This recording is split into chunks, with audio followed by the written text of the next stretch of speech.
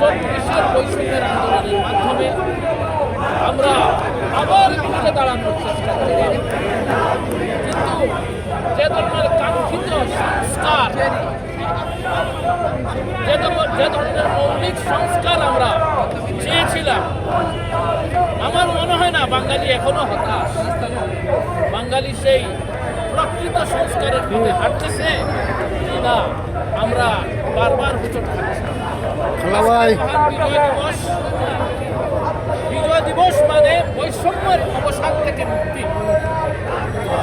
আমরা আশা করি এই 2025 সালের 16ই ডিসেম্বর আজকের বিজয় দিবসে আমাদের দৃঢ় প্রত্যয় থাকবে, বাঙালি আমাদের দেশের ভিতরে যত ধরনের বৈষম্য আছে সমস্ত বৈষম্যের অবসান হবে, সমস্ত বাঙালি ঐক্যবদ্ধ হবে, ঐক্যবদ্ধ হয়ে এই বাংলাদেশকে উন্নত একটা দেশে রূপান্তরিত করবে।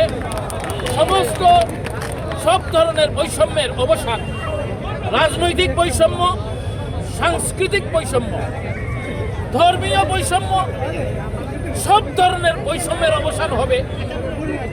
এই জন্য বিজয় দিবস মানে বৈষম্য থেকে মুক্তির দিবস।